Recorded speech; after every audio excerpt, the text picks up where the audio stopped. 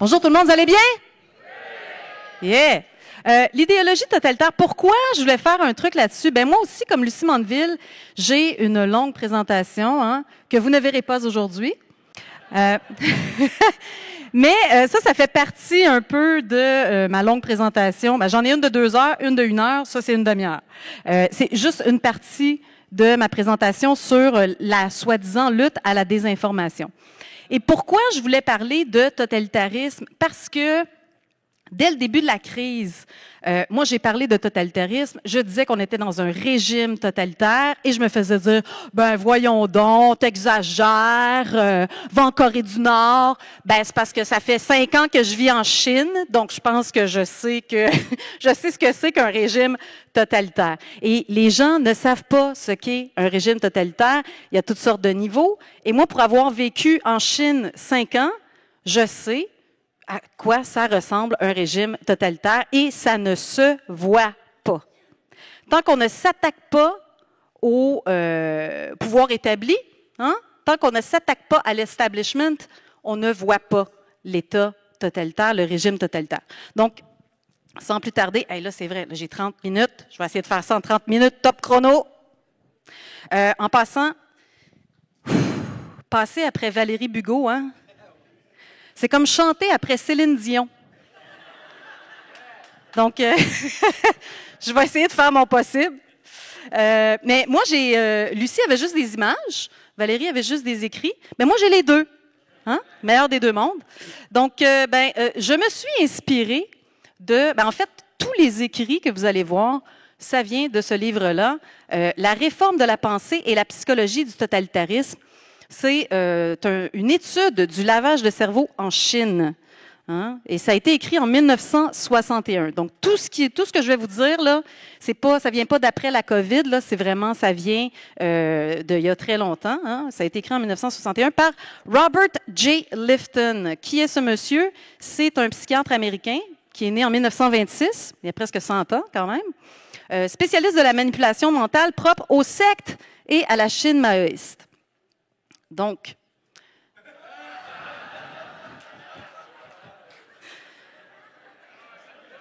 avant de passer,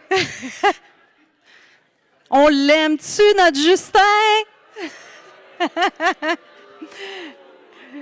Ouais. Avant de passer aux 8 critères, je vais vous parler des 8 critères du totalitarisme. Premièrement, l'idéologie totalitaire, c'est quoi? C'est une idéologie qui est émotive. Donc, toute idéologie ou conviction chargée émotivement peut amener ses adhérents dans une direction totalitaire. Et Justin est d'accord. Ensuite, l'idéologie totalitaire est radicale. Les idéologies les plus susceptibles de devenir totalitaires sont celles aux contenus les plus radicaux, les plus ambitieux, qu'ils soient religieux, politiques ou scientifiques. Et là, ici, on voit une publication du Forum économique mondial du 12 septembre 2021. C'est à peu près à ce moment-là qu'on a imposé le passeport vaccinal au Québec, dans les mêmes eaux. Et là, on dit, si on ne vaccine pas le monde entier, comme on le devrait, la COVID-19 va revenir nous hanter. Ouh! Mais vacciner la planète, on s'entend que c'est très ambitieux. Ensuite de ça, l'idéologie totalitaire est exclusive. Le totalitarisme transforme le groupe en secte exclusive. Non vaccinés, restez chez vous. Ça nous rappelle des beaux souvenirs. En passant, je vais vous torturer aujourd'hui. Je vais vous lire des articles de Patrick Lagacé, d'Isabelle Haché. Je vais vous faire écouter Mario Dumont. On va avoir un gros fun noir. Donc, les 8 critères du totalitarisme idéologique. Premièrement, le contrôle du milieu. Deuxièmement, la manipulation mystique. Là, j'ai mis une belle petite image, là, avec des injections expérimentales. Exigence de pureté. Le culte de la confession. Ensuite de ça, 5e, la science sacrée. 6e critère, le langage chargé. Ensuite, la doctrine supérieure à la personne et, le dernier critère, le pouvoir absolu sur l'existence. Et ça, ce sont les critères selon Robert J. Lifton. Donc, premièrement, le contrôle du milieu. La caractéristique la plus fondamentale d'un environnement de réforme de la pensée, le courant psychologique dont dépend tout le reste, est le contrôle de la communication humaine. Les politiques de contrôle du milieu sont vues comme justes et nécessaires. Hein? On nous dit toujours, ben oui, il faut lutter contre la désinformation, c'est nécessaire et c'est juste. Ce milieu doit polariser le réel, hein, l'idéologie dominante, et l'irréel, tout le reste. Et là, je vais vous faire écouter un petit... On parle souvent de Event 201 hein, pour dire, ah oui, la crise était planifiée. La preuve, Event 201. En fait, c'est moins dans le scénario, selon moi, que dans les recommandations. Et ça, c'est une vidéo. Ils ont fait une petite simulation. Hein, Event 201, c'est ça, c'était une simulation de pandémie. Et dans cette simulation-là, il y avait, à un moment donné, ils interviewaient des experts hein, sur la désinformation. Et là, ben, c'est en anglais, mais j'ai mis des gros sous-titres, là, donc j'espère que vous allez pouvoir voir. De toute façon, je vais vous résumer à la fin. Donc, on écoute ça, ça ne dure pas très longtemps. To me, it is clear countries need to make strong efforts to manage both mis- and disinformation. We know social media companies are working around the clock to combat these disinformation campaigns. The task of identifying every bad actor is immense. And experts agree that new disinformation campaigns are being generated every day. This is a huge problem that's going to keep us from ending the pandemic and might even lead to the fall of governments, as we saw in the Arab Spring. If the solution means controlling and reducing access to information, I think it's the right choice. Donc, qu'est-ce qu'il dit? Finalement, il suggère la censure. Hein?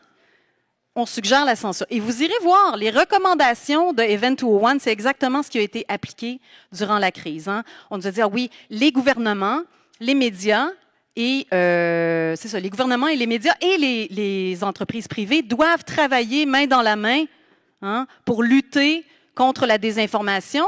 Et on a entendu souvent durant la crise, ah oui, la désinformation, ça nous empêche de sortir de la pandémie. Hein?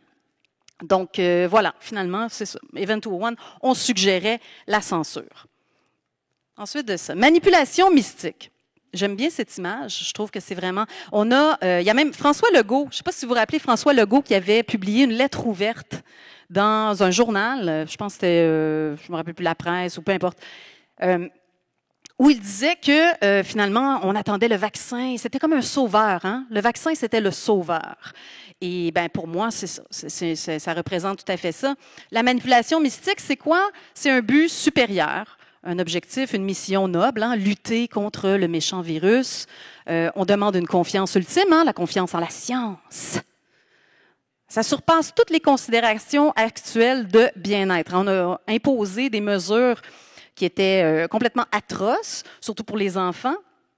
Mais c'est ça, c'était vraiment pour protéger les autres, hein, protéger les personnes âgées et sortir de la crise. Toute pensée ou action qui questionne la noble mission est stimulée par un objectif inférieur, rétrograde, individualiste. Hein? Combien de fois on s'est fait dire « Ouais, tu mets pas ton masque, t'es un égoïste. Tu veux pas te faire vacciner, t'es un égoïste, tu penses juste à toi. » Donc, individualiste, insignifiant comparativement à la grande mission.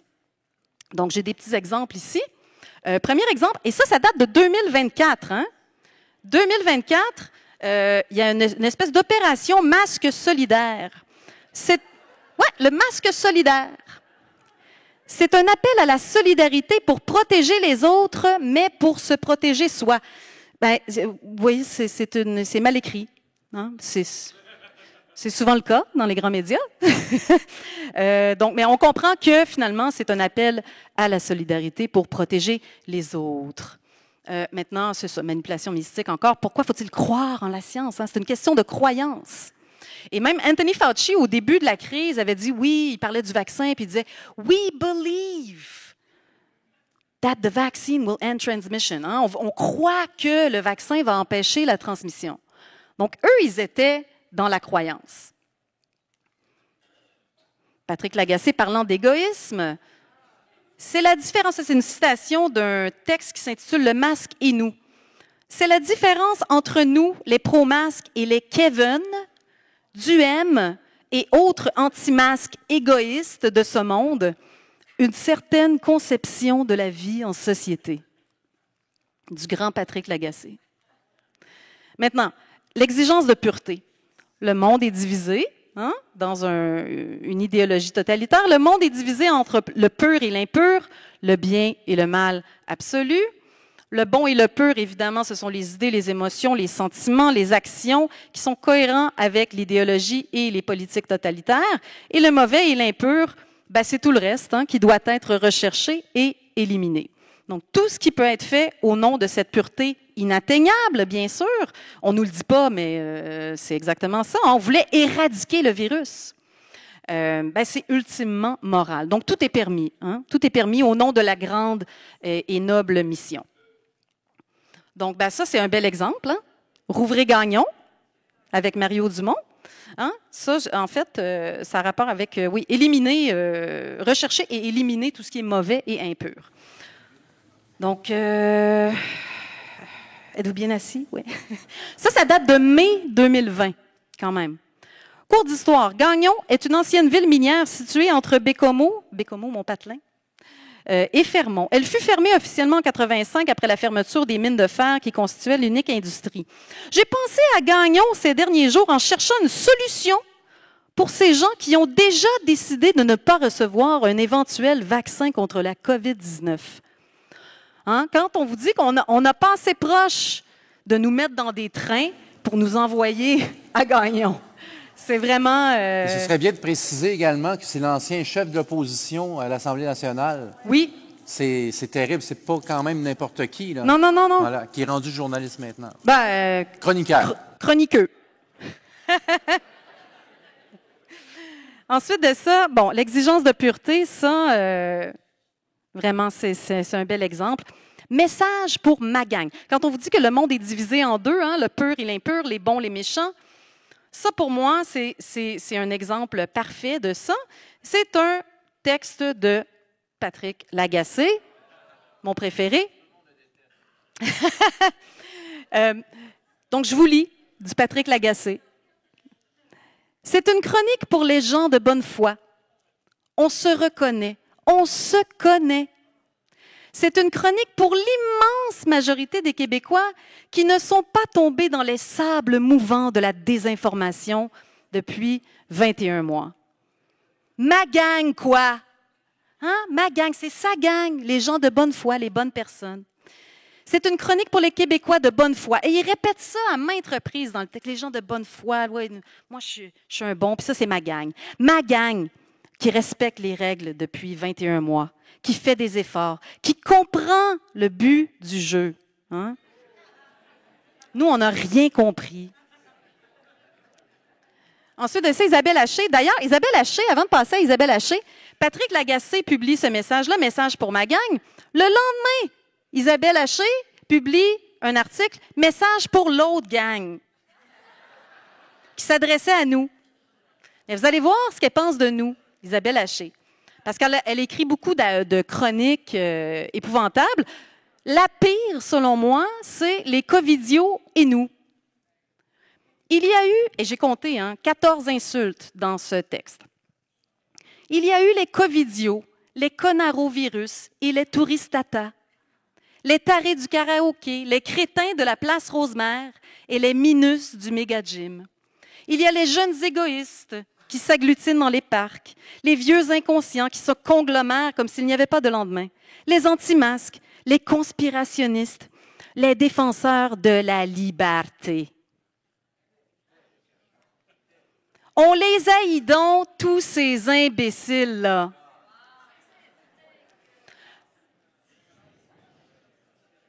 Je vais vous laisser le temps de vous remettre de vos émotions. Par devoir citoyen, on les dénonce haut et fort, on les cloue au pilori virtuel, on les humilie en masse et en meute sur Facebook. On se dit qu'ils finiront par entendre raison si on les couvre de honte. Il mérite d'avoir honte.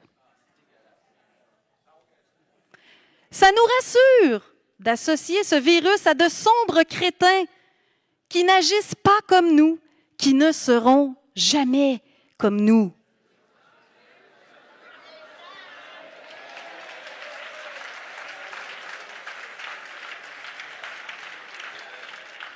C'est quelque chose, c'est quelque chose. Donc vraiment, il y a une nette division. Je te dirais, c'est violent.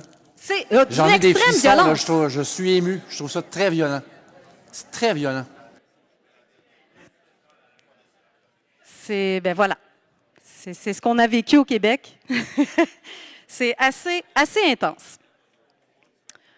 Ah, mais c'est pas fini. Ça, c'est vraiment du grand Patrick Lagacé. C'est vraiment une pièce d'anthologie. Quand on vous dit je vous dis que il fallait éliminer tout le reste. Hein? Il y a les bons, les méchants, le pur et l'impur. Et là, il fallait éliminer l'impur. Hein? Et là, sortir le casque de fer. Patrick Lagacé était... ça, c'était à la fin... Je pense que c'était le 30 décembre 2021. Ouais. On venait d'annoncer un nouveau couvre-feu. Et là, Patrick Lagacé était en furie. Alors, il donne des directives au gouvernement.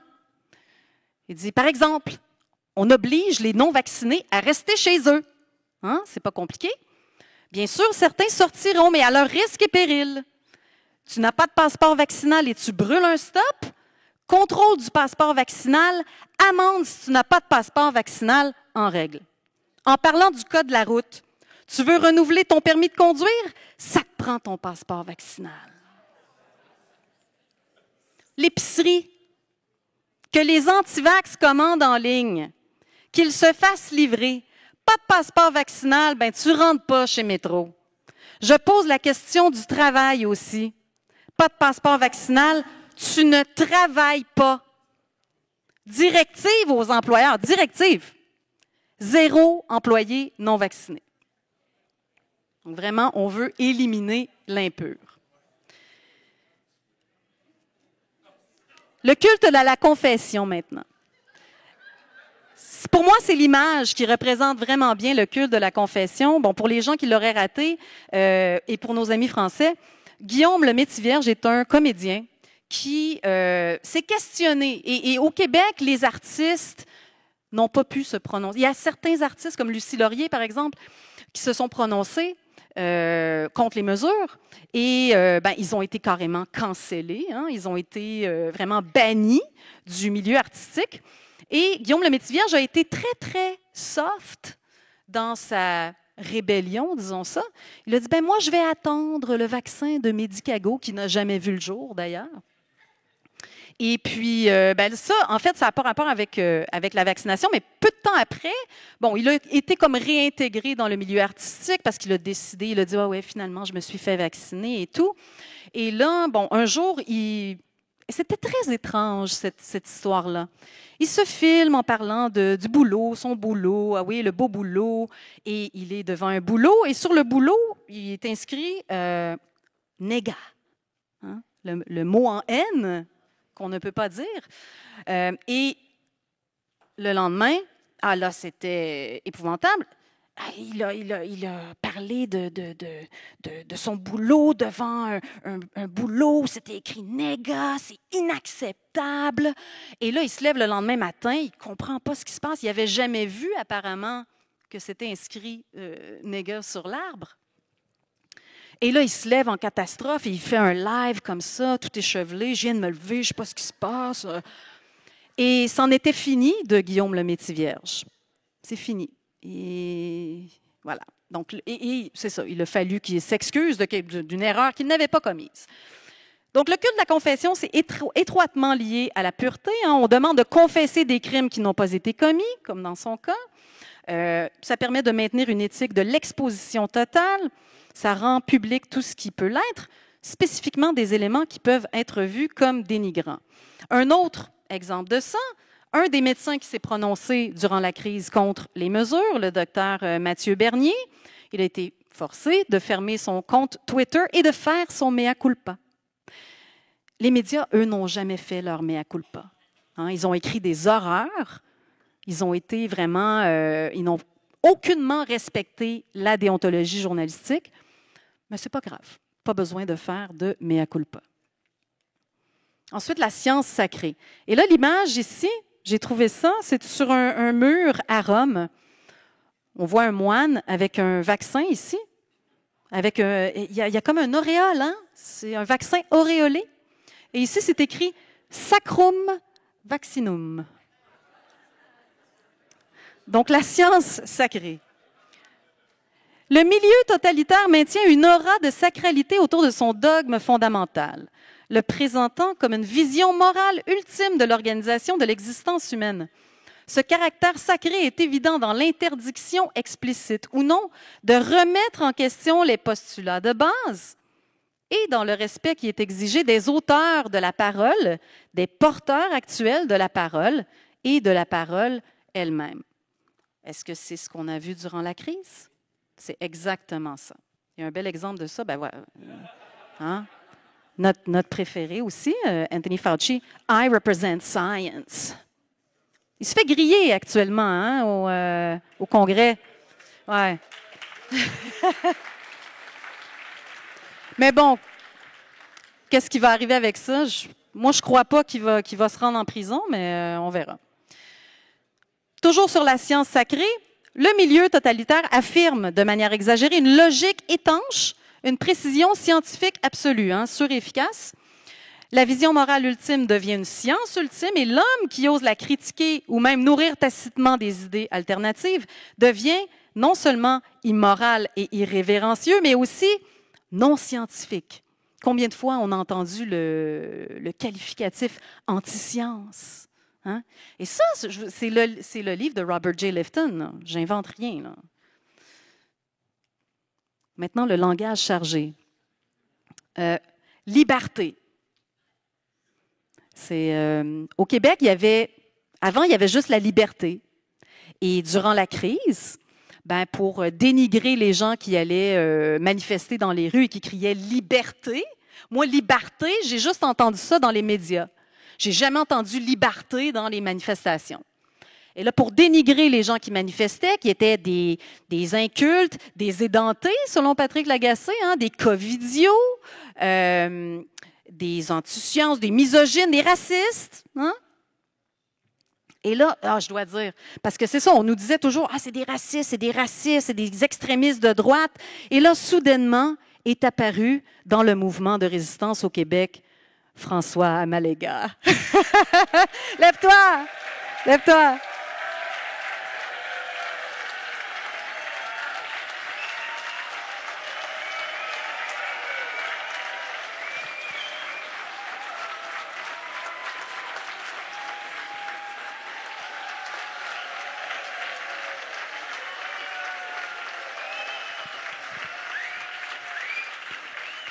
Et François est vraiment devenu la mascotte du mouvement, le héros, prisonnier politique, et il est noir.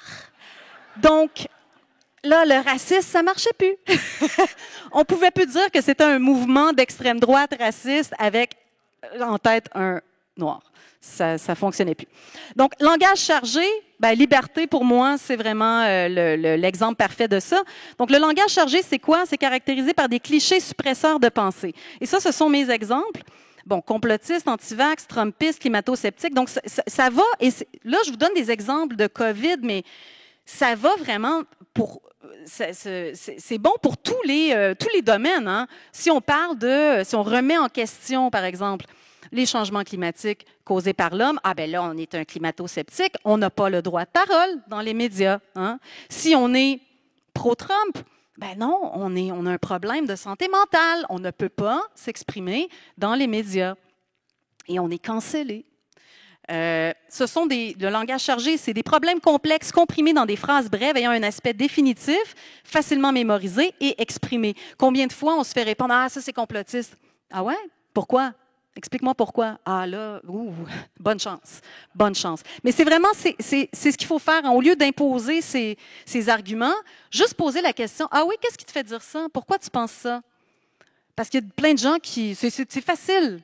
justement de dire « Ah, complotiste, climato-sceptique c'est facile, mais ça empêche justement les gens de réfléchir. Donc, le langage chargé, tous ces clichés-là deviennent le début et la fin de toute analyse logique. En fait, il n'y a pas d'analyse logique, de toute analyse idéologique, pardon. Donc, il n'y a aucune analyse, en fait.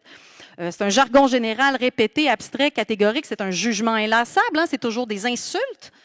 Moi, j'ai ajouté la perversion du langage et les redéfinitions. Donc, langage chargé, un exemple ici. Changer de paradigme au nom de la liberté. Et là, c'est un professeur de philosophie qui nous dit ça. La liberté est en voie de gagner sa bataille épistémologique contre la liberté que nous avions toujours jusqu'ici associée à la responsabilité sociale. Quoi? Je ne sais pas, moi, je n'ai pas de bac en philo, là, mais je trouve ça un peu bizarre, tout ça. Mais à TVA, c'est plus simple, hein? Liberté versus liberté. C'est pas la même affaire.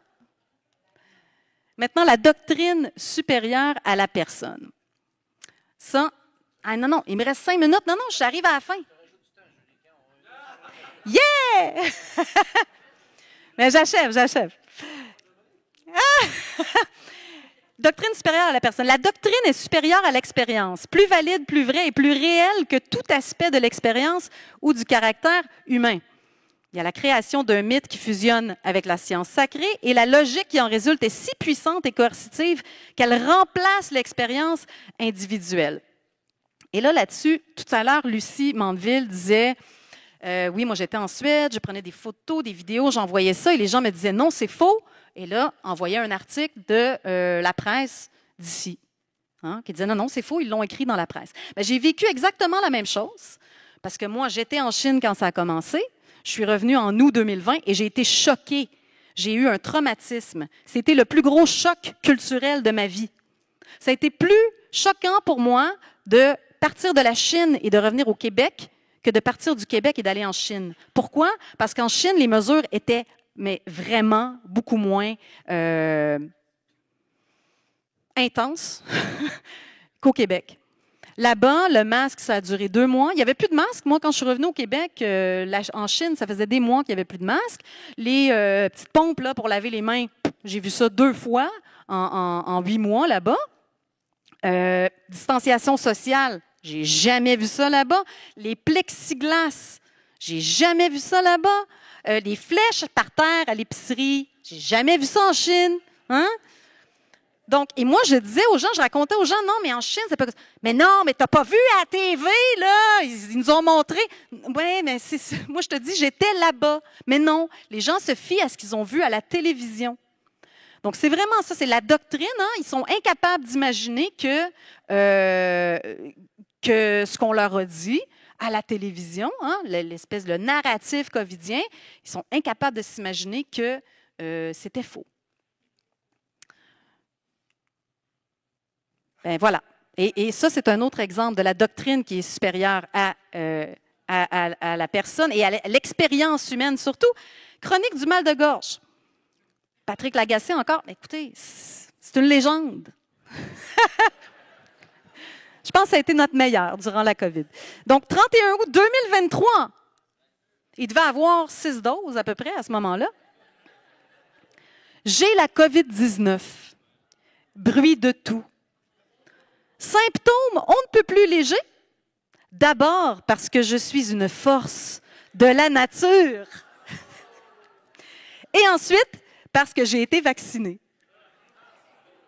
Donc, ça, cette idée-là que, tu attrapes la COVID, mais tu es vacciné. Oui, mais une chance que j'étais vaccinée. Parce que ça aurait été pire. Et voilà, la doctrine est supérieure à l'expérience humaine. Ensuite de ça, les événements historiques sont altérés, réécrits ou ignorés afin de les rendre cohérents avec la logique doctrinale. Ça me fait penser, j'ai un flash là. Les décrypteurs, qui au début avaient parlé du virus qui s'était échappé. Le virus créé en laboratoire, voyons donc, théorie du complot. Et là, soudainement, en septembre, je pense, 2021, l'émission Découverte à Radio-Canada. Oui, la théorie du virus en laboratoire, c'est une théorie qui est de plus en plus plausible. Ah ben oui. Et là, les décrypteurs nous disent, on l'a toujours dit. Non, non, c'est faux. Donc, ils ont réécrit l'histoire. Tout conflit extérieur avec la doctrine nécessite une façade élaborée de nouvelles rationalisations conçues pour démontrer la cohérence de la doctrine. Mais pour moi, un bel exemple de ça, c'est le changement de définition de vaccin par le CDC aux États-Unis. Avant, c'était un produit qui stimule le système immunitaire d'une personne pour produire une immunité à une maladie particulière, protégeant la personne contre cette maladie. Après, avec l'avènement des élixirs covidiens, préparation utilisée pour stimuler la réponse immunitaire. Là, on ne parle plus de produire une immunité, stimuler la réponse immunitaire de l'organisme contre les maladies. Le milieu totalitaire exige le degré maximum de conformité doctrinale. On l'a vécu, c'était impossible de s'opposer au narratif. Maximum de conformité doctrinale concernant les croyances et les attitudes. S'acharne à présenter les autres visions de la réalité comme des problèmes idéologiques dérivés de mauvaises influences. C'est la désinformation, c'est les réseaux sociaux, c'est des gens qui n'ont pas d'éducation, qui ont des problèmes de santé mentale. On disait souvent, c'est des gens qui ont perdu, comment ils disaient ça? Ils invitaient souvent des psychologues à parler des manifestants, des gens qui contestaient. C'est des gens qui ont perdu le sens qui avaient des problèmes là, dans leur vie, là, qui avaient perdu, qui sont comme en déroute, là, ils ne savent plus où ils vont dans la vie, ils ont besoin de s'accrocher à quelque chose. C'est des gens qui avaient des problèmes de santé mentale. Et toi aussi?